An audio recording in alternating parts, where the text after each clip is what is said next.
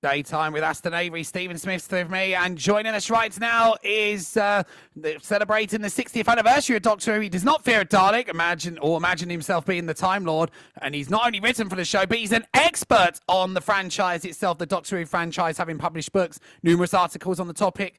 David Howe joins us right now. Hello, David, and welcome to Gateway. Hello, Aston. Can you hear me okay? Yes, I can. Are you wearing a Christmas top? I am. I'm very shiny. You know what? You look like a fabulous Quality Street. Oh, thank you. Yeah, I bet Sam can't wait to unwrap you. It's a soft centre. Yeah. David, very big year for Doctor Who fans as well, because obviously it's 60th anniversary of the most popular TV show on record, which is Doctor Who, of course. But how long have you been involved with Doctor Who yourself here? Well, I've been a fan since the 60s. I mean, I grew up watching it. I kind of have early memories of watching it in 1965, 66, that sort of thing. And I've loved it ever since then. I love the monsters and everything. So I've been a fan for forever. I mean, I started doing books in the 90s, sort of writing factual guides and books and stuff about Doctor Who. And yeah, it's just been a very big part of my life, throughout my life. It's not finished yet, but yeah, I've always been interested in it. It's a great show. It's a great show. It really is a wonderful. But everyone has this argument, I'm sure. Who is your favourite Doctor Who? Ooh, well, they always say, or they, I don't know who they is. People always say that the favourite Doctor Who is the one that you tend to grow up with. So I grew up with the second Doctor, Patrick Troughton. So I've got a very, very sort of soft spot for Patrick. I think it was a great portrayal. He's very, very watchable. I mean, even when you watch the episodes back today, he's very, very watchable. But yeah, no, my favourite will probably be Patrick Troughton. So who's your favourite, Aston? Oh, wow. So I have to say, because obviously I'm like you, David, as well. I grew up with watching them as well. And I have to say, because I grew up with them, David Tennant, of course, is my one. Yeah, me too. You too, Steve, yeah? David Tennant I grew up with. No, I must admit, I do like David Tennant as well. He is my favourite. I think he sort of nailed the part really, and again, he's very brilliant. And also, he's so good looking. He's the best looking Doctor Who, isn't he? There aren't really. I mean, John Pertwee and the other Doctors are hardly what you call hunks, are they? But David Tennant's really good looking, so we really like him in the shows, and I love a Doctor Who. It's so good, particularly when the Daleks are on. See, I never really liked the Daleks. The Daleks never really did it for me. It was the Cybermen that scared me. Well, they scared me. They scared me so much. I used to, as a little boy, hide behind the sofa when they were on. Oh, I was hiding behind the sofa at the Cybermen, you see. So you see, the Daleks were just never. I never found them scary. I think they're good, but I never found them scary. Terrifying. Yeah. So with the Daleks, you had Cybermen is of course there. The Sylvains have also been regular villains on that as well.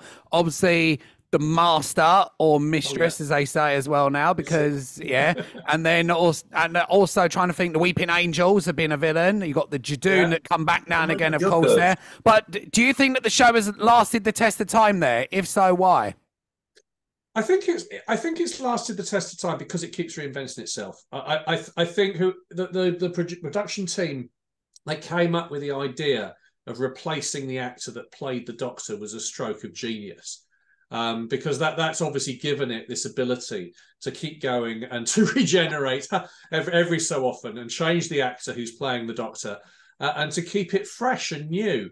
But as well as that, as we've always said, nothing stays, for 60 years. Nothing lasts for that long unless it does keep changing itself and reinventing itself. I think different audiences have different expectations. And certainly television and film audiences today have very, very different expectation about what to see and what to expect on television that they did back in the 60s. I mean, today it's very, very fast, furious. The episodes are 45 minutes. You're packing a lot of story and a lot of action into that 45 minutes.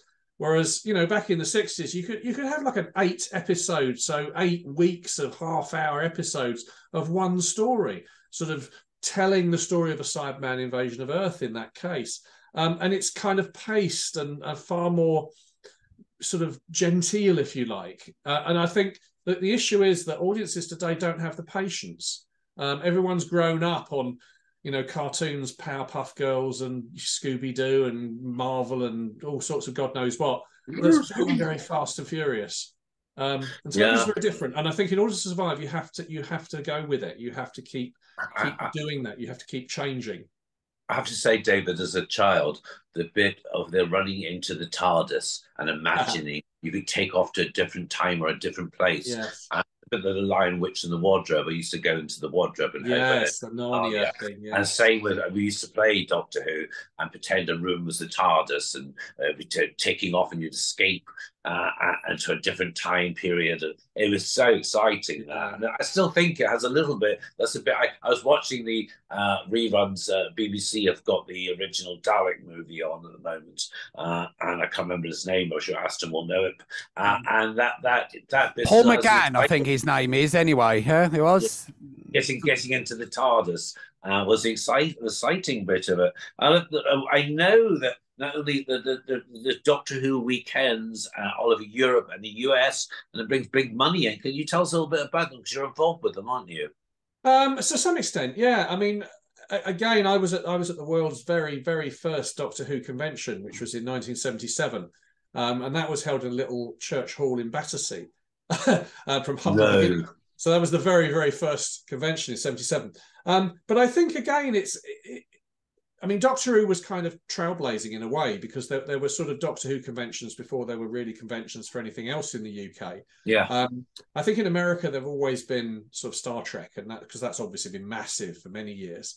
And there've always been science fiction conventions, the literary ones, where the authors, your Heinleins and your Asimovs and people would go and talk and stuff. But the idea of sort of genre conventions, I think, has sort of grown up over the last 3-4 decades. And these days, it's very big business with the Comic-Cons and so on. And I think there is not a weekend which does not have a science fiction Comic-Con convention somewhere on in the UK. I mean, never mind the rest of the world, but in the UK. But they're big business, because everybody wants to see the stars. They want to see, David Tennant, Catherine Tate. They want to see the people who are in these shows. Do I understand this correctly? I might have got it wrong. I mean, I'm not a Star Trek fan, but the Doctor Who's can earn, 3 or 4 figure sums for going to these. Absolutely, because the demand is so great that they can pretty much ask whatever they want as a fee to go to these events, and the events that are making enough money to be able to pay them. And why not? I mean, I'd go somewhere for a weekend if I was being paid a lot of money. It'd be fantastic. Yeah, I just didn't realise there were such high figures to go to. It's very high figures. Yeah, Aston, I'm telling your mum to get you a Doctor Who. Okay, so that's get involved in that. I wouldn't mind being in it though. That's the only catch.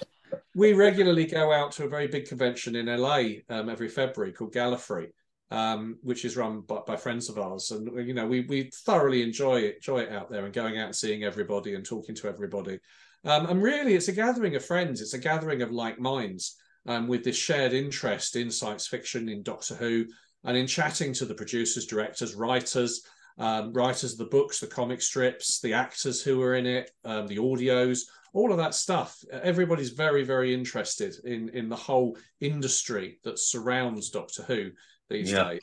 Because it is obviously such a big thing. And I think next year, 2024, it's going to be even bigger, because Disney are now co-funding and distributing the show worldwide.